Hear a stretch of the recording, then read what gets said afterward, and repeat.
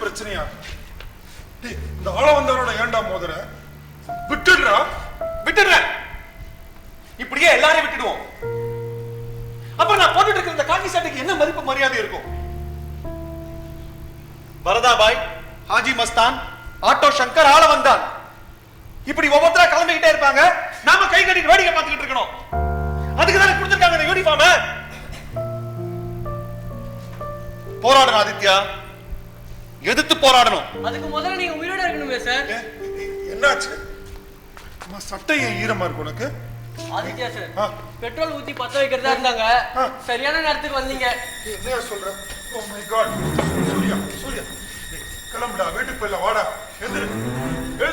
அந்த ஆள வந்தானே, நான் அப்புறம் பாத்துக்கலாம். எழுந்திரு ப்ளீஸ், எழுந்திரு. சார் நீங்க வீட்டுக்கு போய் சட்டையெல்லாம் மாத்திட்டு வாங்க சார். போங்க சார். சூர்யா, சூர்யா, போடா வர. போய் பைக்கை ஸ்டார்ட் பண்ணி வை. வரேன், ஒரு 2 minutes. வரேன்.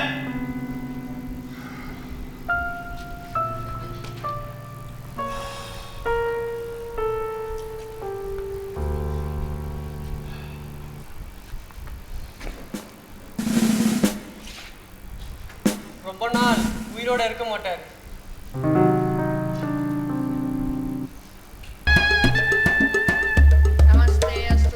विश्वेश्वराय महादेवाय त्र्यंबकाय त्रिपुरान्तकाय त्रिकालाय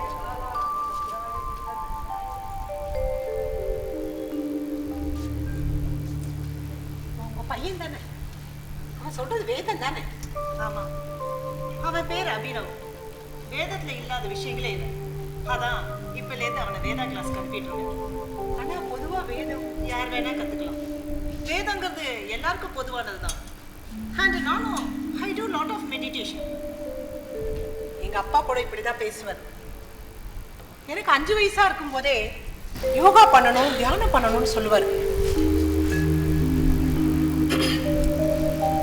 அவரே அடிக்கடி சொல்வார். எங்க அப்பா நான் ரொம்ப மிஸ் பண்றேன். பெரியப்பா என்னதான் நல்லபடியா வளர்த்தாலும் I miss my father. I miss him a lot. பெரியப்பா ஆதித்யா அடிக்கடி சொல்வாரு, உங்க அப்பா Surya Prakash honest police officer. அவரை மாதிரி நேர்மையாவும் ஒரு கடமை உணர்ச்சியோட இருக்கிறவங்கள பாக்குறது ரொம்ப குறைவுன்னு சொல்லுவார்.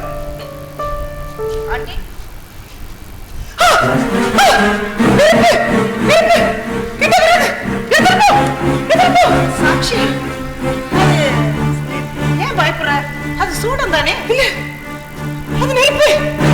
எங்க அப்பா வரைச்ச நெருப்பு. ஐயோ, எரியுது, எரியுது, என் உடம்பெல்லாம் எரியுது, எரியுது, எரியுது, நெருப்பு, நெருப்பு, என் உடம்பெல்லாம்.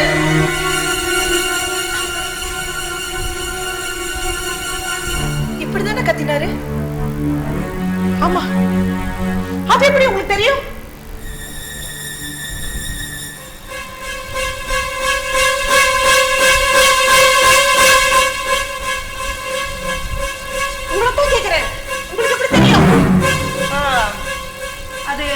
அந்த ஆளவன் தான், அவனோட சன் இளவரசன். இவங்களோட கேஸ நான் தான் ஹேண்டில் பண்ண போறேன். பழைய ரெக்கார்ட்ஸ் எல்லாம் பார்த்துட்டு இருந்தேன். நானும் உங்க அப்பா மாதிரி தான், ஹானஸ்ட், அப்ரைட் அண்ட் ஸ்ட்ரிக்ட். அவர் விட்டுட்டு போனதை நான் முடிக்க போறேன்.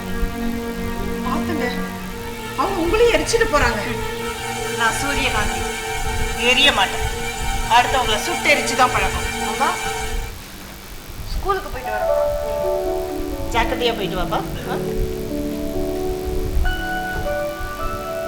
வரேன் ஆண்டி. எனக்கு எதுப்பா? இல்ல ஆண்டி, அம்மா தான் சொன்னாங்க எந்த பெரியவங்களா இருந்தாலும் ஒரு நமஸ்காரம் பண்ணணும். சூடத்தை பார்த்து பயப்படுவீங்கன்னு தெரியாது. ரொம்பவே சாரி ஆண்டி. வரேம்மா. அபினவோட அப்பா அது என் புருஷனும் இல்ல, இவன் எனக்கு பிறந்த பிள்ளையும் இல்ல. தனியா இருக்கிற எனக்கு ஒரு துணை தேவைப்பட்டது. அனாதை இல்லத்திலேருந்து தத்தெடுத்து என் பிள்ளையா வளர்த்துட்டு இருக்கேன். ஆனா அந்த உண்மை அவனுக்கு தெரியாது. இந்த போட்டோல இருக்கிறது என்னோட எல்டர் பிரதர். ஆர்மியில வேலை பார்த்தேன். கர்னல் சுபாஷ் சந்திரன். இந்த நாட்டுக்காக தான் உயிரை தியாகம் பண்ணார் 2015. அது சரி, என்ன இதுக்காக உங்க கூட இங்க இருக்க சொன்னீங்க? இதுதான் உனக்கு பாதுகாப்பான இடம், சரியான இடம். ஏன் இப்படி சொல்றீங்க? எல்லாத்துக்கும் காரண காரியம் சொல்லிட்டு இருக்க முடியாது. சில ரகசியங்களாவே. சாட்சி, யார் வந்துட்டாங்க?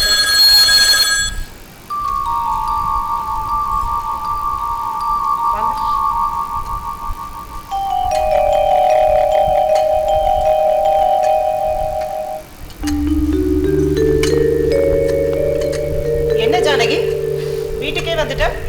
வீட்டுல நான் யாரையும் என்டர்டைன் பண்றது கிடையாது. மேடம், நானும் யார் வீட்டுக்கும் போய் தொந்தரவு பண்ணுறவா கிடையாது மேடம். நீங்கள் உட்காருங்கப்பா. அப்பா கிட்ட சாட்சியை பற்றி சொன்னேன். பழைய நினைவுகள்லாம் வந்து அவங்கள பார்க்கணும்னு சொன்னார். அதான் கூட்டிகிட்டு வந்தேன் மேடம். அந்த பழத்தை அவங்க கிட்ட கொடுமா. என்னது? ஃப்ரூட்ஸ் இல்லை, எனக்கு இதெல்லாம் தேவையில்லை. அப்பா கொடுக்கணும்னு விருப்பப்பட்டாரு. அப்புறம் உங்க இஷ்டம். அங்கே வைங்க. ஓகே. என்னம்மா அப்படி பார்க்குற? உன் மனசுல என்ன ஓடுதுன்னு நான் சொல்லவா? ஒருத்தரை பார்த்ததுமே அவங்க மனசுல என்ன ஓடுதுன்னு நான் சொல்லிடுவேன். எனக்கு இந்த astrology, numerology, palmistry, face reading எல்லாம் தெரியும். என்னை பார்த்ததுமே இந்த ஆளை எங்கேயோ பார்த்துருக்கோம் அப்படின்னு உனக்கு தோணுது இல்லை? அது உனக்கு மட்டும் இல்லைம்மா, பல பேர் என்னை பார்த்து அப்படிதான் சொல்லியிருக்காங்க. என்ன, நீங்க பார்க்க வந்தது சாட்சி தானே? பாருங்க, என்ன பேசணுமோ பேசிட்டு சீக்கிரம் கிளம்புங்க. ரொம்ப கெடுபடியா இருக்கியம்மா. ஏசிபி சூர்யா சாரும் இப்படிதான் இருந்தார். ஆனால் பாவி மனுஷன் எரிஞ்சு சாம்பல் ஆயிட்டேன். இல்லை, சூர்யாவை எரிச்சதை நீங்க பார்க்கல. உங்களுக்கு கிடைச்சது அவரோட சாம்பல் மட்டும்தான். எரிக்கப்பட்டது உண்மை. ஆனா சூர்யா இன்னும் உயிரோட தான் இருக்கு. உனக்கு எப்படிமா தெரியும்? எப்படி அவ்வளவு தீர்மானமா சொல்ற? பழைய ரெக்கார்ட்ஸ் எல்லாம் பார்த்து பல விஷயங்கள் தெரிஞ்சுக்கிட்டேன். சிலதை நானே கண்டுபிடிச்சேன். அப்போ சூர்யா சார் இன்னும் உயிரோட தான் இருக்காரா? எங்கம்மா இருக்காரு? எப்படி இருக்காரு? இதுக்கு மேல இதை பத்தி எதுவும் சொல்ல முடியாது. ஆள வந்தானுக்கு தெரிஞ்ச ஆபத்தாயிடும். அவனை உள்ள தள்ளிட்டு அப்புறம் சொல்றேன். சாட்சி, இவர் உள்ளதான் பார்க்க வந்திருக்காரு. பேசுங்க, எனக்கு நேரமா இருக்கு. நான் யாருன்னு உங்களுக்கு ஞாபகம் இருக்காமா? அங்கிள், நிஜத்தை சொல்லணும்னா உங்களை எங்கேயும் பார்த்த மாதிரி இருக்கு. பட் எனக்கு சரியா தெரியல. நான் உங்க அப்பா கூட வேலை பார்த்தோம்மா. Head constable Ezhumalai. அப்போ நீ சின்ன குழந்தை, 5-6 வயசு இருக்குன்னு நினைக்கிறேன். உங்க அப்பாவுக்கு ரொம்ப ஆசை, நீ பெரியவளானதும் உன்னையும் ஐபிஎஸ் ஆஃபீஸர் ஆகணும் அப்படின்னு. கிரண் பேடி மாதிரி. ஆனா அந்த வருஷமே அவர் போயிட்டார். உங்க பெரியப்பா உன்னை கூட்டிக்கிட்டு இந்த ஊரை விட்டே போனார். அப்புறம் நீங்க என்ன ஆனீங்க ஏதானீங்கன்னு ஒண்ணுமே தெரியலம்மா. இப்போ என் பொண்ணு ஜானகி தான் சொல்லிச்சு நீ வந்திருக்கன்னு. அந்த சூரியகாந்தி பொண்ணு ஏதோ சூர்யா சாரை பற்றி எல்லாம் தெரிஞ்ச மாதிரியே பேசுது அப்படின்னு. அதாம்மா ஆசையோட பார்க்க வந்தேன். அவங்க எங்க அப்பா சாகலைன்னு சொல்றாங்களே. அதுதாம்மா எனக்கும் புரியல. இவங்களுக்கு எப்படி அவரை பற்றி இவ்வளவு விவரம் தெரிஞ்சிருக்கு? அதுவும் உங்க அப்பா போகும்போது கிட்டத்தட்ட இவங்களுக்கும் வயசு. அங்கிள், ஏன் நிறுத்திட்டீங்க? சாட்சி, உங்க அப்பா நியாயமானவர், நேர்மையானவர், அதெல்லாம் சரி. ஆனால் அடிக்கடி வெளியூர் டியூட்டின்னு ராஜபாளையத்துக்கு போயிட்டு இருப்பார். அப்போவே எனக்கு ஒரு சந்தேகம் இருந்துச்சுமா.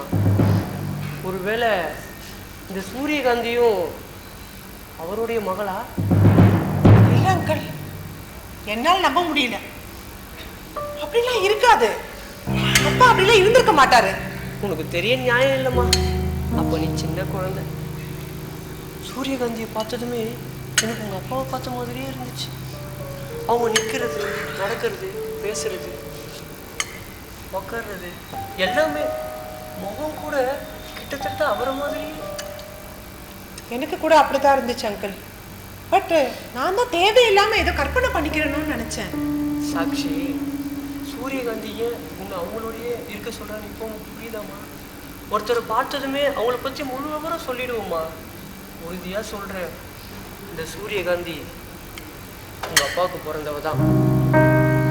இல்லைன்னா எதுக்காக இந்த யூனிஃபார்ம் இங்க மாட்டி வச்சிருக்கணும்? அவருடைய ஞாபகார்த்தமா தானே. அப்பா, முதல்ல சூரியகாந்தியோட ஜாதகத்தை வாங்குறேன். அதை பார்த்தோன்னா நமக்கு எல்லாம் சரியா தெரிஞ்சு போயிடும். அங்கிள், என்னெல்லாமோ சொல்லி 2 பேரும் ரொம்ப குழப்பறீங்க. உன்னை குழப்பணுங்கிறது எங்களுடைய எண்ணம் இல்லைம்மா.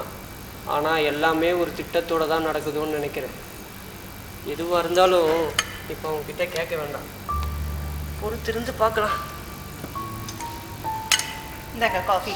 நான் காப்பிலாம் குடிக்க மாட்டேம்மா. ஜானகி. என்ன சார், சாக்ஷி கிட்ட பேச வேண்டியதை பேசியாச்சா? சொல்ல வேண்டியதை சொல்லியாச்சா? கேட்க வேண்டியதை கேட்டாச்சா? சூரியகாந்தி, நீ பேசுறதெல்லாம் அப்படியே உங்க அப்பா மாதிரியே இருக்குமா? எங்க அப்பாவா? எங்க அப்பாவா உங்களுக்கு எப்படி தெரியும்? உங்க அப்பா இல்லைம்மா, இவங்க அப்பான்னு சொன்னேன். ஓகே, எனக்கு ஸ்டேஷன் கிளம்பணும், நேரமாகுது. ஜானகி, நீயும் சீக்கிரம் டயத்துக்கு வந்துடு. சரிம்மா, அப்போ நாங்களும் கிளம்புறோம். உன்னை சந்திச்சதுல ரொம்ப சந்தோஷமா.